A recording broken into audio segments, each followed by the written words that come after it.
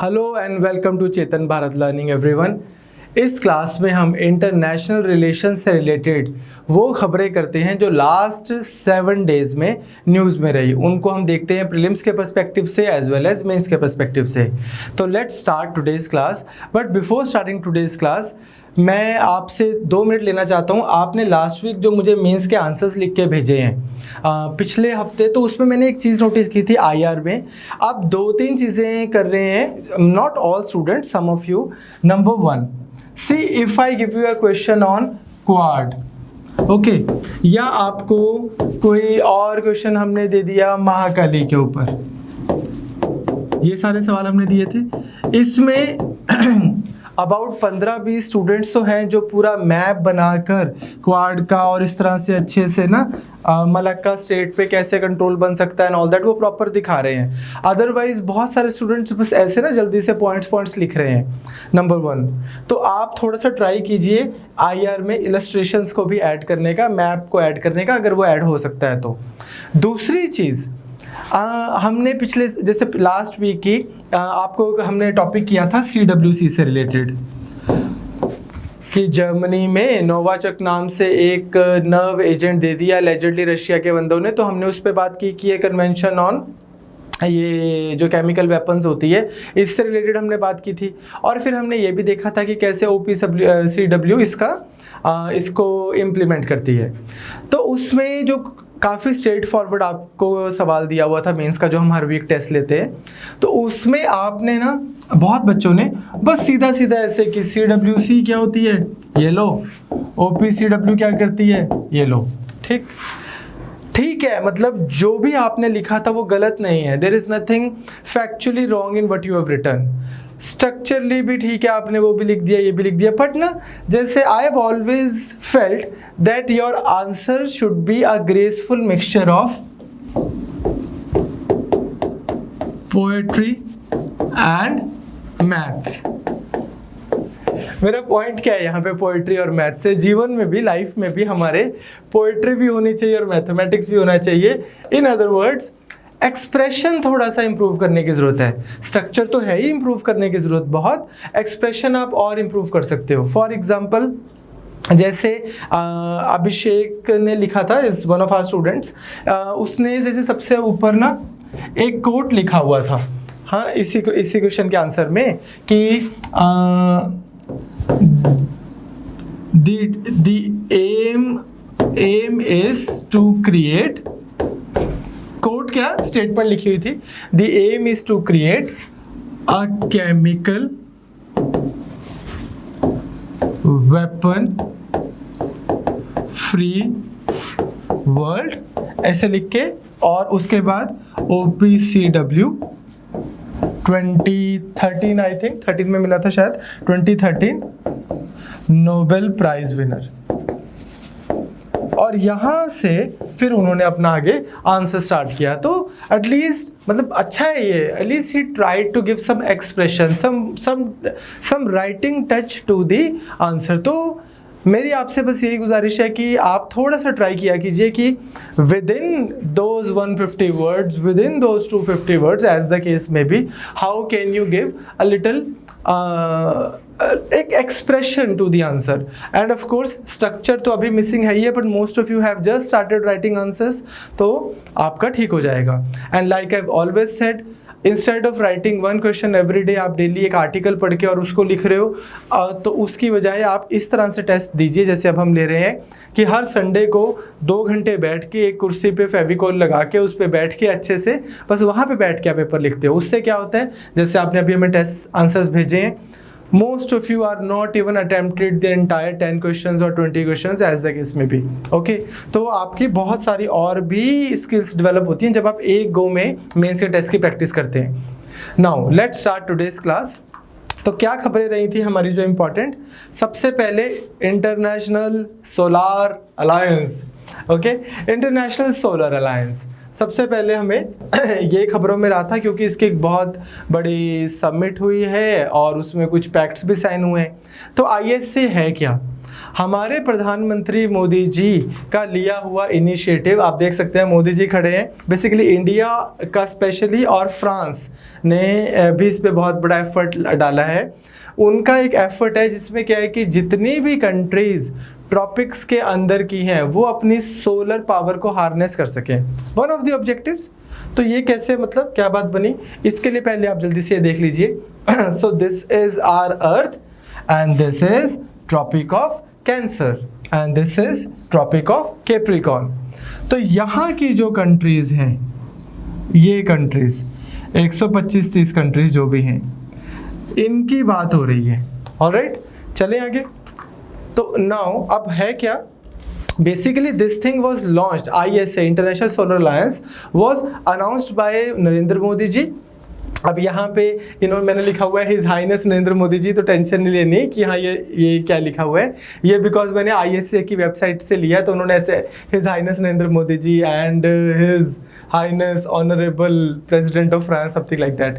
Anyways, आपको क्या पता होना चाहिए कि इंटरनेशनल सोलर अलायंस किससे रिलेटेड है, जो ट्रॉपिक्स में जो कंट्रीज हैं उन कंट्रीज की सोलर पावर को, पोटेंशियल को हार्नेस करने के लिए एक इनिशिएटिव, एक alliance which was proposed by our honourable prime minister Modi ji, where 21st United Nations climate change conference which was held at Paris, France में। इसको COP21 भी बोलते हैं। तो ये आपको पता होना चाहिए कि ISA प्रीलिम्स के पॉइंट ऑफ व्यू से ISA कहाँ पर लॉन्च प्रपोज किया गया था, तो इधर किसने किया था, मोदी जी ने। आई थिंक इसका हेडक्वार्टर भी गुरुग्राम में है। तो it's one of the very few initiatives, world wide initiatives जो इंडिया ने लिए हैं। ओके, तो इसमें क्या हुआ था कि जो यूनाइटेड नेशंस के उस समय सेक्रेटरी जनरल थे, अब आपने यूनाइटेड नेशन मेरे साथ अच्छे से कर लिया है, तो जो उसके सेक्रेटरी जनरल थे बैन की मून, उन्होंने भी इसको अटेंड किया था और उन्होंने अपनी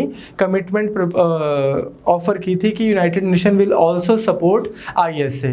तो 120 कंट्रीज ने उस समय, almost 120 Nations at that time, they offered their support.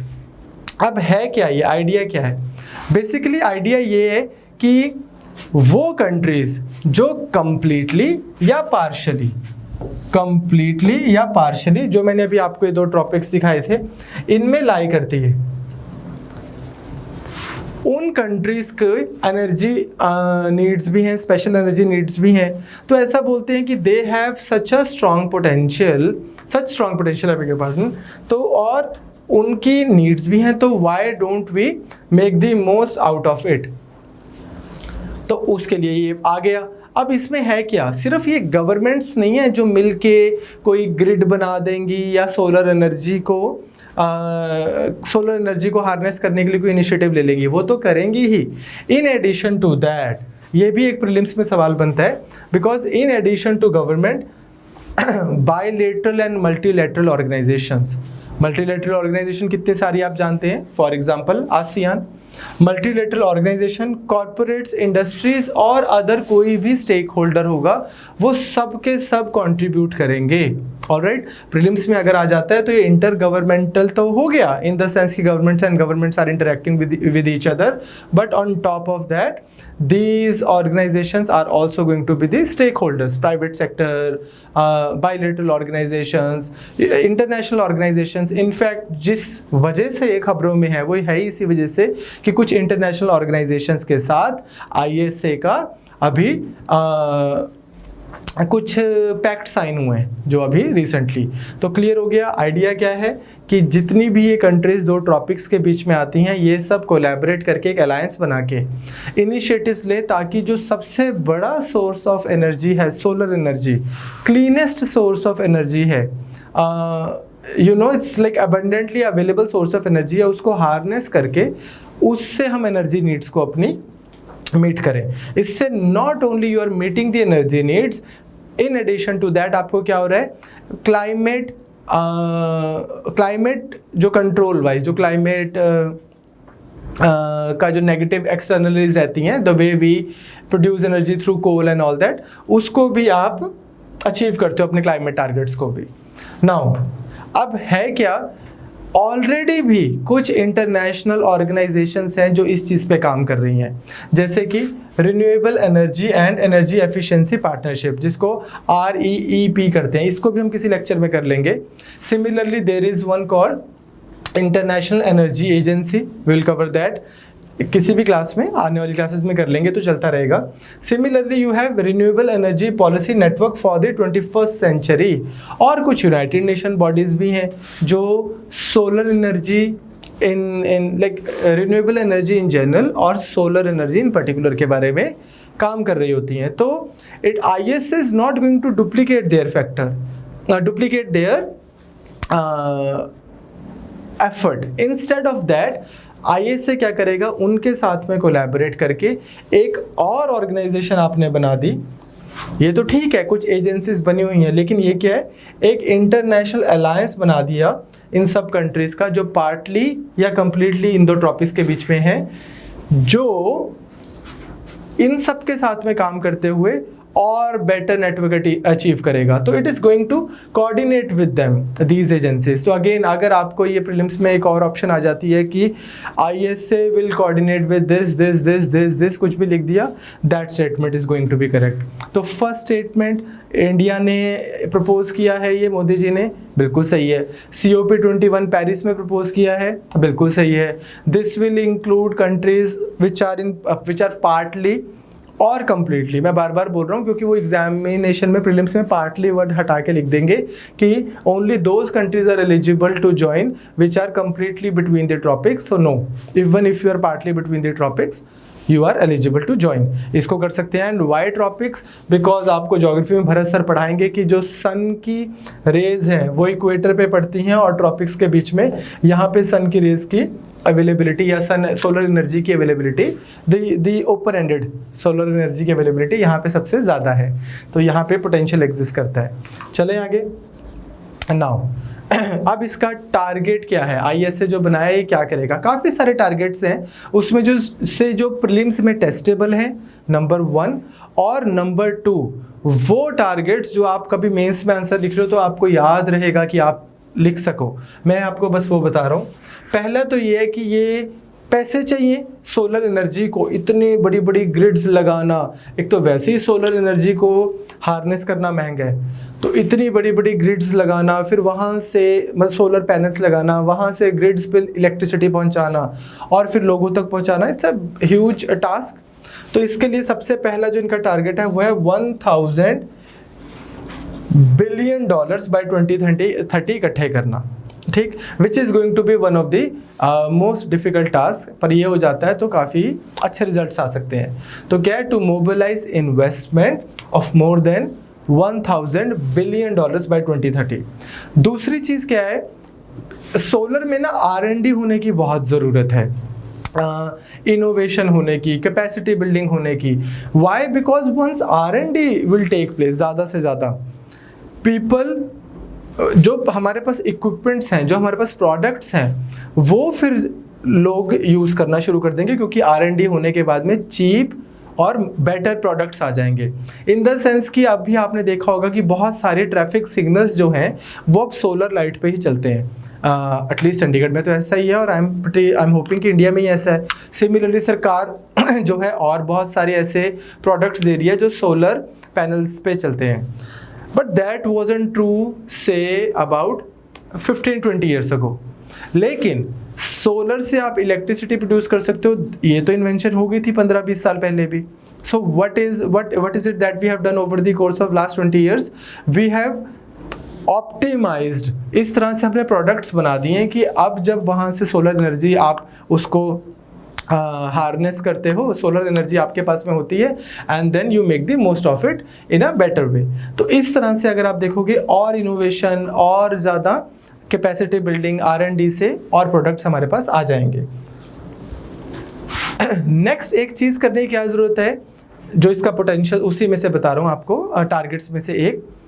आज की डेट में जैसे मैंने अभी आपको एग्जांपल बताया कि हमारे ट्रैफिक सिग्नल्स जो हैं वो सोलर लाइट पे चलते हैं, इसी तरह से मैक्सिमम कितनी एप्लीकेशंस हैं जो हम सोलर एनर्जी से चला सकें, उस चीज़ को बढ़ाते जाना कि चलो ये लाइट्स, घर में लाइट्स भी सोलर एनर्जी पे ही चलती हैं, लोगों के व्हीकल्स भी सोलर एनर्जी पे चलते हैं, and then so on. Idea क्या है? To scale up the application of solar technology. जितनी ज़्यादा चीज़ें हम सोलर एनर्जी पे चलाएं उतना बेटर। उससे क्या होगा? More use would mean more demand, और उससे एक प्रॉपर एक साइकिल क्रिएट होगा।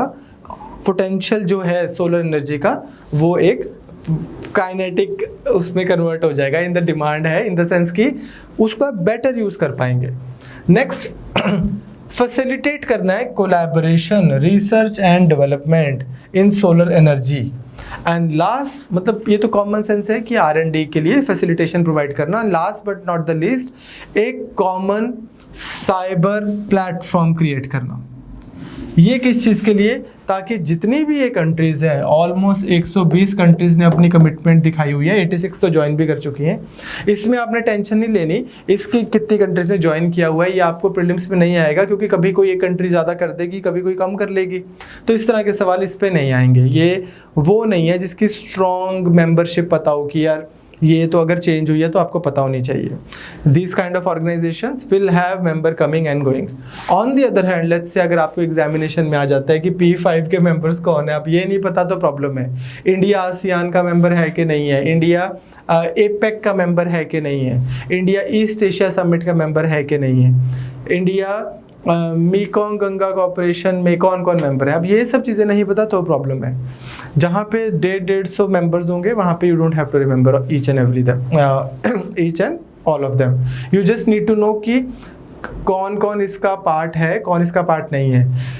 पाकिस्तान और चाइना इसका पार्ट नहीं है ISA का। Alright, now cyber common cyber platform का मतलब क्या है? यहाँ पे क्या करेंगे, यही 120 कंट्रीज अपना आइडियाज़, जो भी उनके पास में बेटर टेक्नोलॉजी रिलेटेड आइडिया है, कैपेसिटी बिल्डिंग रिलेटेड आइडिया है, बेटर मैनेजमेंट रिलेटेड आइडियाज़ है, वो सारे के सारे को वो यहाँ पे एक्सचेंज करने के लिए कॉमन साइबर प्लेटफॉर्म भी होगा इनका ISA का।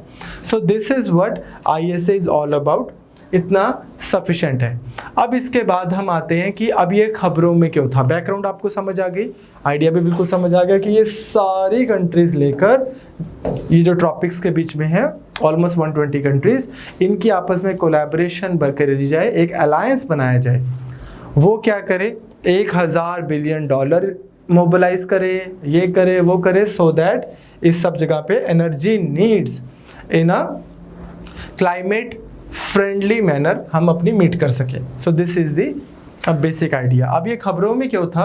क्योंकि अभी recently world's first solar technology summit ये ऑर्गेनाइज की गई थी। ये किसने ऑर्गेनाइज की थी? एक तो आपको ये पता हो कि क्या ऑर्गेनाइज हुआ था, world's first solar technology summit. और ये किसने ऑर्गेनाइज की थी? फिक्की। ये खबरों में रहते हैं। Raghav sir will cover this in economics, जब वो आपको इंडस्ट्रीज करवाएंगे। तो एसोचैम, फिक्की ये ऑर्गेनाइजेशंस हैं इंडस्ट्रीज़ की, federation of Indian chamber of commerce and industries. Bharat की इंडस्ट्रीज़ ने सबने मिलकर एक एसोसिएशन बना ली, एक प्रेशर ग्रुप बना लिया ऐसे वाली, इन्होंने इसको ऑर्गेनाइज करवाया था। ठीक है, नाउ इसमें हुआ क्या, what did come out of it? 4 main agreements हुए हैं। पहला एग्रीमेंट क्या है? इसी चीज़ का ISA का एग्रीमेंट हुआ है विद मतलब union ministry of renewable energy का, I beg your pardon, India की, वर्ल्ड बैंक के साथ, ISA के साथ। किस बात को लेके? 1 वर्ल्ड 1 सन 1 ग्रिड। आपने अगर इंडिपेंडेंस डे पे प्रधानमंत्री जी की स्पीच सुनी हो तो उन्होंने बोला था द सन नेवर सेट्स। ये आइडिया ये मैं आपको अभी करवा रहा हूँ कि 1 वर्ल्ड 1 सन 1 ग्रिड क्या है। बेसिक्स आइडिया ये है कि जैसे चाइना का है ना 1 बेल्ट 1 रोड इनिशिएटिव, कि पूरी दुनिया को हम फिजिकली कनेक्ट कर दें, लैंड से भी और सी से भी, नेवी से भी। वैसे ही मोदी जी का एक आइडिया है, प्रपोज किया है। हालांकि इस पे अभी इन्होंने एक्सपर्ट्स को बोला कि आके हमें सजेस्ट करो, मोदी जी ने तो बोल दिया है पर इसको करना कैसे है, इस चीज़ पे सजेशंस मांगे हैं मिनिस्ट्री ने। वो है क्या? ये बेसिक्स आइडिया कि एक बड़े बड़े ग्रिड्स हों, इंडिया एट द फुलक्रम, इस तरफ हमारे अफ्रीका है, इस तरफ हमारे Malaysia and all this countries. ये सारी कंट्रीज एक कॉमन ग्रिड से जुड़ी हुई हैं। सबकी एनर्जी नीड्स जो है सोलर एनर्जी के थ्रू इन सब की जो एनर्जी नीड्स है वो मीट हो रही हैं। So all these countries are connected how, via energy, एक तरह से कि यार उनकी एनर्जी को वो सपोर्ट करते हैं, दूसरी कंट्री को वो फर्स्ट प्रोवाइड कर रहे हैं, एक कॉमन ग्रिड सिस्टम। इसकी प्रैक्टिकलिटी, इसकी ब्यूरोक्रेटिक प्रॉब्लम्स, इसकी फिजिकल प्रॉब्लम्स, स्ट्रक्चरल प्रॉब्लम्स के ऊपर एक मैगजीन है डाउन टू अर्थ, उसमें काफ़ी बड़ा एक आर्टिकल आया था, वो हम आपको सब्सिक्वेंट क्लासेस में करवा देंगे। आज का मेरा बस इतना पॉइंट था कि आपको ये पता लग जाए कि है क्या। ऑलराइट, तो फर्स्ट एग्रीमेंट हो गया मिनिस्ट्री ऑफ रिन्यूएबल एनर्जी का, वर्ल्ड बैंक ISA का, किस चीज से related, one world one sun one grid, ये आएगा प्रीलिम्स में।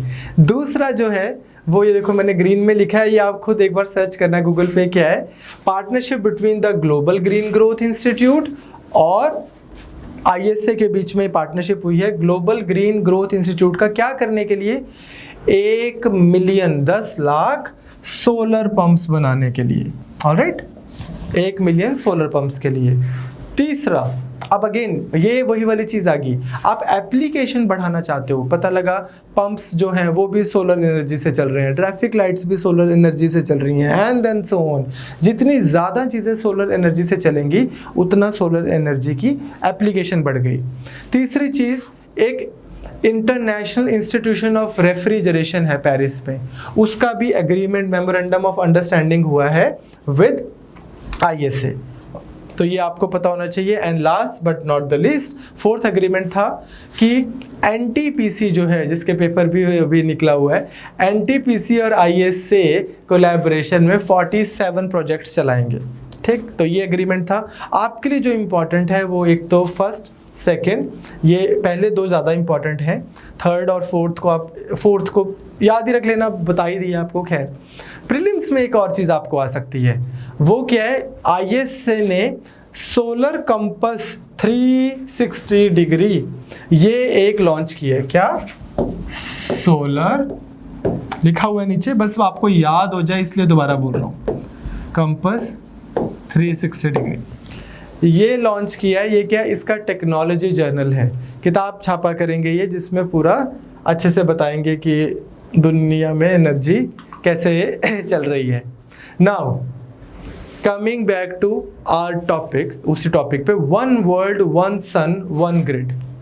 अब इसमें आप सुनिए, इंटरकॉन्टिनेंटल मतलब एक कॉन्टिनेंट से लेके दूसरे कॉन्टिनेंट तक एक पावर इंफ्रास्ट्रक्चर क्रिएट करना, ये नया आइडिया है। अदरवाइज दो देशों के बीच में पावर इंफ्रास्ट्रक्चर क्रिएट करना कोई बड़ा नया आइडिया नहीं है। इंडिया और भूटान की अगर हम बात करें तो ऑलरेडी आप यहाँ से उधर पावर देते हो उनको, अब धीरे धीरे इंडिया उनको और पावर देनी शुरू करेगा, हिंदुस्तान से वहाँ पे या उधर से इंडिया में इलेक्ट्रिसिटी का आदान प्रदान होता है। तो इस तरह से ये तो ऑलरेडी चल रहा है। इससे बेटर एग्जांपल मैं आपको देता हूँ, ऑस्ट्रेलिया में एक सन केबल है, वो क्या कर रहा है, डेवलप कर रहा है कि ऑस्ट्रेलिया से ASEAN, Australia ASEAN power link AAPL ये लॉन्च कर रहा है। वो पहले क्या करेगा, ऑस्ट्रेलिया से इंडोनेशिया, इंडोनेशिया से सिंगापुर इलेक्ट्रिसिटी सप्लाई होगी। Australia will supply electricity to Indonesia and then eventually to Singapore. तो ये तो चल ही रहा है, बट इंटरकॉन्टिनेंटल ये बहुत एम्बिशियस है। ये वन सन वन वर्ल्ड, हाँ या one sun one world one grid, आगे पीछे हो सकता है भाई, ये वैसे इसकी शॉर्ट फॉर्म ऐसी होती है, वन सन वन वर्ल्ड। हाँ, सबसे ऊपर देखो सन है, उसके बाद में वर्ल्ड है, फिर ग्रिड है, तो one sun one world one grid. ये it will connect 140 countries, 140 countries को एक कॉमन ग्रिड से कनेक्ट करने की बात हो रही है, जिससे क्या होगा, सबको सोलर पावर ट्रांसफर होगी। तो मोदी जी ने बहुत एम्बिशियस आइडिया दिया है ये। इसके पीछे का मंत्रा क्या है, ये बोलते हैं कि सन नेवर सेट्स, सूरज कभी अस्त नहीं होता मित्रों, हम घूम जाते हैं। तो उससे क्या है, कहीं ना कहीं तो सन है, जिस समय उधर की तरफ सन है, उधर से एनर्जी आ रही है तो इधर मिल जाया करेगी, इधर सन है तो उधर मिल जाया करेगी एनर्जी। तो there is a cause the sun supply of energy the supply of energy by sun बोलते हैं कि इट इज constant at some geographical location globally at a given point of time. Modi ji बोलते हैं कहीं ना कहीं तो वो कांस्टेंट ही है, एनर्जी उतनी मिल रही है तो वहाँ से इधर ट्रांसफ़र कर दी जाए, यहाँ से उधर ट्रांसफ़र कर दी जाए और इस तरह से पूरे दुनिया को कनेक्ट कर दिया जाए 140 कंट्रीज़ को। तो बोलते कि one belt one road initiative था, बच्चा है बे, ये होता है असली इस तरह से। नाउ अब इसमें प्लान को डिवाइड कर रहे हैं। अभी मिनिस्ट्री ऑफ रिन्यूएबल एनर्जी ने फाइनलाइज नहीं किया। अभी मैं रिसेंटली देख रहा था, उन्होंने इनफैक्ट 2-3 चीज़ें जो उन्होंने पहले बोली थी उन्होंने वापस भी ली हैं। तो आई थिंक 1-1.5 साल में ये पता लगेगा कि क्या फाइनल शेप है इसकी। बट राइट नाउ जो रिन्यूएबल एनर्जी मिनिस्ट्री है उसने जो बेसिक आइडिया दिया था वो था कि फर्स्ट फेज़ में आप 3 जगहों को इंडियन ग्रिड के साथ कनेक्ट कर सकते हैं, मिडल ईस्ट को, साउथ एशिया को और साउथ ईस्ट एशियन ग्रिड्स को कनेक्ट कर दिया। उसके बाद में सेकंड फेज में आपने क्या किया कि अब इस ग्रिड को पहले आपने मतलब मिडल ईस्ट और साउथ ईस्ट एशिया, आसियान वाले नेशंस और मिडल ईस्ट, इनको कनेक्ट किया विद इंडिया। सेकंड फेज में आपने क्या किया, इंडिया को कनेक्ट किया अफ्रीका से। थर्ड फेज में फिर आपने सबको कनेक्ट कर दिया 140 कंट्रीज को। इस तरह का एक बेसिक सा आइडिया दिया था। And this annoying keyboard keeps on showing up, ठीक है। तो थर्ड फेज में होगा African pool of renewable sources. तो चलें आगे, आपको ये समझ आ गया बेसिकली है क्या आइडिया। ISA क्या है ये पता लग गया, और कहाँ से आया, किसने दिया, कहाँ पे आया, COP21 में पता लग गया। आइडिया क्या है ये पता लग गया। और अब रिसेंटली 4 आपके मेन वो हुए, पहला वन सन वन वर्ल्ड वाला, दूसरा ग्रीन ग्रोथ वाला, तीसरा आपका हुआ है NTPC के साथ में, एंड चौथा आपका था, ये 4 आपको बस पता होने चाहिए। चौथा आपका था partnership with international institute of refrigeration. तो चले आगे, चलो नेक्स्ट खबर थी हमारे पास विद रिस्पेक्ट टू चाइना। ये आपने पढ़ा होगा, हिंदू में सुहासिनी हैदर और अनंत कृष्णन का एक कवरेज थी कि इंडिया चाइना ने एग्री किया है 5 point plan to de escalate LAC standoff. Now इससे रिलेटेड क्या है, अभी आपको पता है कि इशू चल रहा है। थोड़ा सा हम पहले मैप देख लेते हैं दोबारा, क्योंकि इसका मैप कंसिस्टेंटली खबरों में रहेगा। तो यहां पर दिस इज, ये सारा है हमारा एरिया, कम से कम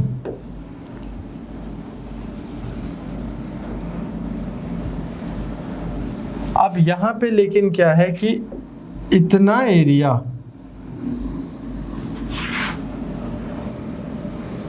हमारे कंट्रोल में है, बाकी का एरिया पाकिस्तान के इलीगल ऑक्यूपेशन में है और इधर का चाइना के इलीगल ऑक्यूपेशन पे है। एज यू नो, ये हम कर भी चुके हैं काफ़ी डिटेल में IR में।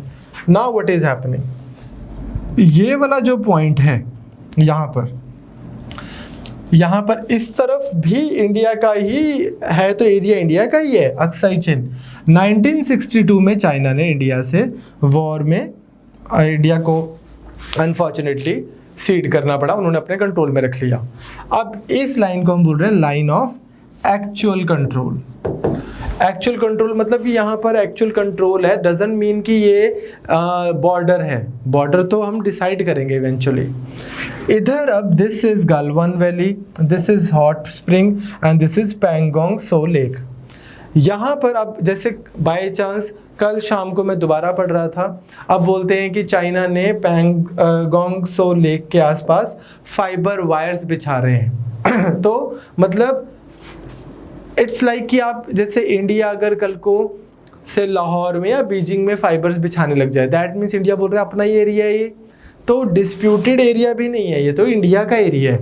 इधर उनका कंट्रोल है, यहाँ पे तो उनका ढंग से कंट्रोल भी नहीं है। तो वो LAC को, वो एरिया जो इंडिया का है, पर 1962 में वहाँ पे बैठ गए और फिर रिकॉग्नाइज हो गया कि चलो जब तक ये इशू सॉल्व नहीं हो रहा तुम यहाँ बैठे हो, उसको भी अब वायलेट करके आगे आ रहे हैं। तो वो वाली प्रॉब्लम चल रही है। इसी पे BBC ने ये वाला मैप जारी किया था, एक बार हम देख लेते हैं। जारी किया था ये मैंने आपको नोट्स में भी दिया है, तो you should know. This is Galwan valley, hot spring, Pangong lake. इस पे बहुत चांसेस हैं आने के इस बार प्रीलिम्स में, ज्योग्राफी पे इस एरिया की पूछ लेंगे कुछ भी, ठीक बात।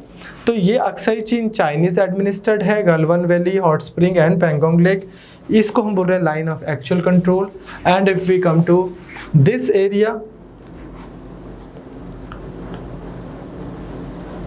इसको हम बोल रहे हैं लाइन ऑफ कंट्रोल। अगेन ये भी बॉर्डर नहीं है, क्योंकि मतलब ये भी अभी बॉर्डर बना हुआ है। अदरवाइज तो अगर हम बात करें इशू की, तो ये यहां तक इंडिया का बनता है, ये सारा इंडिया का ही पार्ट है। अभी कल आपने शायद खबरों में पढ़ा हो कि SCO की, मैं आपको करवाऊंगा नेक्स्ट क्लास में, पिछले क्लास में हमने SCO कवर भी किया था, कि कल पाकिस्तान ने SCO में क्या किया, जूनागढ़ का एरिया, कश्मीर का एरिया, इस तरह के बहुत सारे रैंडम एरियाज को अपना दिखा के वैसा वाला मैप, फेक मैप ले आए।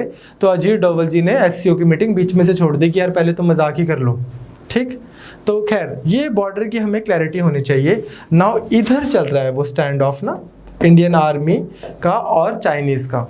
तो यहाँ पे एस्केलेट होती जा रही थी पोजीशंस बहुत ज़्यादा, और बड़े बड़े हथियार लेके चाइना यहाँ पे पहुँचा हुआ है। तो उससे रिलेटेड फिर खबर थी, वो ये थी कि अभी इंडिया और चाइना वो किस चीज़ पे एग्री कर गए हैं, 5 पॉइंट कोर्स ऑफ एक्शन के ऊपर। 5 पॉइंट्स हैं जिनसे बोलते हैं कि बॉर्डर के ऊपर टेंशन रिड्यूस होगी और लाइन ऑफ एक्चुअल कंट्रोल के ऊपर पीस एंड ट्रैंक्विलिटी होगी। बेसिकली जब नरसिम्हा राव जी आए थे, उन्होंने भी काफ़ी इसके ऊपर काम किया था। बड़े सारे कॉन्फिडेंस बिल्डिंग मेजर्स अडॉप्ट किए गए थे नरसिम्हा राव जी के टाइम पे। फॉर एग्जांपल, चाइनीज़ आर्मी और इंडियन आर्मी के बीच में एक हॉटलाइन रहेगी कि ताकि कोई भी अगर मिसकम्युनिकेशन हो रही है तो आपस में फ़ोन पे बात करके उसको सॉल्व कर लिया जाए। दोनों कंट्रीज़ अपने बॉर्डर्स पे बहुत ज़्यादा बड़े और हैवी एम्यूनेशन, आर्म्स नहीं वहाँ पे डिप्लॉय करेंगे, ताकि दूसरे को लगे कि यार इसके लड़ने की आशंका लग रही है, like maybe like this country wants to fight. तो इस तरह के बहुत सारे छोटे छोटे मेजर्स थे जिससे LAC हमारा पीसफुल रहा है। इंडिया की जो बॉर्डर पे प्रॉब्लम रही है वो LOC की तरफ रही है, दूसरी साइड, इस तरफ नहीं रही। ऑलराइट, लेकिन अब क्या हुआ है ना, बेसिकली चाइना ना एक कंट्री नहीं है, एक कंपनी है जिसका CEO है जिनपिंग। इस तरह से अब उसको पूरा उसने बोल तो दिया कॉन्स्टिट्यूशन में कि 2030 तक तो अब हमेशा मैं ही रहूँगा यहाँ का प्रेसिडेंट। लेकिन इनके भी तो साथ में क्या है कि जैसे इनके डिफेंस मिनिस्टर ही हैं चाइनीज़, उनकी भी बहुत इच्छा है, उनका भी मन करता है कि वो भी जी जिनपिंग को हटाएं और बने बड़े होके चाइना का प्रीमियर। तो ये जो कंपनी है ना, काम भी कंपनी की तरह ही करते हैं पूरी दुनिया में, बस चीज़ें सप्लाई कर रही हैं, जो चीज़ें नहीं, पैसे नहीं दे पा रहा उसके ऊपर वो कर लिया, डेट ट्रैप में फंसा लिया, प्योरली अपने लोगों को उसकी तरह, वर्कर्स के लेबर की तरह ट्रीट कर रहे हैं। तो इस तरह से कंपनी की तरह ये कंट्री काम कर रही है। अब यहाँ पे ना लोगों के अंदर भी, चाइना के अंदर भी बहुत डिसकंटेंट हुआ रिसेंटली। उन्होंने कोविड को ही कैसे डील किया, फॉर एग्जांपल लोगों के घरों के बाहर ताले लगा दिए, चेन्स लगा दी कि कोई बाहर ही नहीं निकलेगा, इस तरह से।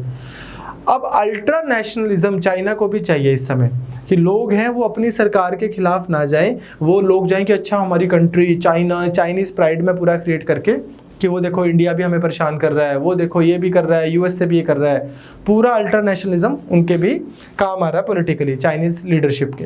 तो एक तो वो भी रीज़न हो सकता है, प्लस चाइना के वैसे भी अब सिनिस्टर प्लान्स हैं ये, तो इस तरह से इशू चल रहा है। तो ये 5 पॉइंट्स क्या हैं? पहला तो बेसिकली मोदी जी जो हैं और प्रेसिडेंट जी जिनपिंग, इनके बीच में एक कंसेंसस बना। तो 5 पॉइंट्स क्या थे? सबसे पहला था कि to not allow differences to becoming disputes. थोड़ा बहुत नोकझोंक ठीक है, लेकिन लड़ाई नहीं करते, ठीक। दूसरी चीज़, डिसएंगेजिंग क्विकली टू ईज टेंशन। धीरे धीरे कि हाँ एक वो करने की बजाय हम एकदम से डिसएंगेज करते हैं ताकि टेंशन रिलीव हो थोड़ा। दुनिया को अब ये लग रहा है यार कभी भी लड़ाई हो जाएगी इंडिया चाइना की, जी न्यूज़ तो करवा भी चुका है 15-20 बार, ठीक। Third, abiding by the existing India China border protocol, वही जो मैंने आपको बोला, जो नरसिम्हा राव जी के टाइम से बने हुए बॉर्डर प्रोटोकॉल्स हैं बहुत सारे, कि आप एक दूसरे को म्यूचुअल रिस्पेक्ट की तरह से ट्रीट करोगे, लड़ोगे नहीं, वहाँ पे बुलेट्स नहीं फायर होंगी, अगर कोई भी कन्फ्यूजन है तो जो लोकल आर्मी के यूनिट्स के जो सुपीरियर्स हैं वो आपस में बात कर सकेंगे, हॉटलाइंस डेवलप हुई हैं एंड देन सो ऑन, इस तरह की चीज़ें, वो प्रोटोकॉल्स बने हुए हैं ना, कॉन्फिडेंस बिल्डिंग मेजर्स बोलते हैं इनको। Next, continuing the dialogue with, जो हमारे हैं ये स्पेशल रिप्रेजेंटेटिव कौन है, हमारे NSA अजय डोवल जी और उनके मिस्टर वैंग, ठीक, इनके बीच में डायलॉग रेगुलरली चलता रहे और बाकी मैकेनिज्म्स भी यूज़ होते रहे ताकि अच्छे से डिस्कशन हो रही है। And last but not the least, new confidence building measures adopt किए जाएं, न्यू CBMs अडॉप्ट किए जाएं और इस तरह के इनिशिएटिव्स लिए जाएं आपस में। इसको आप समझ रहे हो ना, confidence building measure. Let's take जैसे पाकिस्तान एंड इंडिया। अब पाकिस्तान की सरकार एक काम करती है, लेट्स से इंडिया के बॉर्डर से जितने उनके आर्मी मैन यहाँ पे डिप्लॉयड हैं उसको हाफ कर देते हैं। दूसरा, पाकिस्तान की गवर्नमेंट बोलती है कि यार आओ क्रिकेट खेलते हैं। तीसरा, से पाकिस्तान में एक दो कोई टेररिस्ट है जिसको इंडिया को प्रॉब्लम है उनसे, उनको उठा के जेल में भी डाल देती है। चौथा, से यहाँ पे जो उनकी हाफ आर्मी रहती है उनके पास में भी जो एम्यूनेशन है वो जितने बहुत लीथल एम्यूनेशन को यहाँ पे डिप्लॉय नहीं करते। तो इससे इंडिया को क्या मैसेज जाएगा कि Pakistan does not want to fight, यही मैसेज जाएगा ना, एक कॉन्फिडेंस बिल्ड होगा कि इन्होंने अपनी अगर आर्मी हाफ कर ली आप भी अपनी हाफ कर लो, इन्होंने अगर कुछ ऐसे वांटेड लोगों को आप उनको दे दिया, आपको भी कोई उनके ग्रीवेंसेस है उसको एड्रेस कर लो, वो क्रिकेट के लिए बोल रहे हैं आप भी फुटबॉल के लिए बोल दो, वो कुछ ऐसा कर रहे हैं आप भी कुछ ऐसा कर दो। तो कॉन्फिडेंस बिल्डिंग मेजर CBM का मतलब यहाँ पे ये होता है दैट वन कंट्री और दूसरी कंट्री के बीच में पीस एंड ट्रैंक्विलिटी को बढ़ाया जा सके। नाउ ये तो है कि हुआ क्या है, पर इमीडिएट चैलेंज क्या है। इमीडिएट चैलेंज ये है कि लेट्स से अप्रैल तक, अब ये तो एक गिवन है कि ये सारा ही इंडिया का है, पर मान लो अप्रैल तक चाइनीज यहाँ बैठे थे, इधर तक चाइनीज थे, अप्रैल के बाद से मान लो ये इधर आ गए,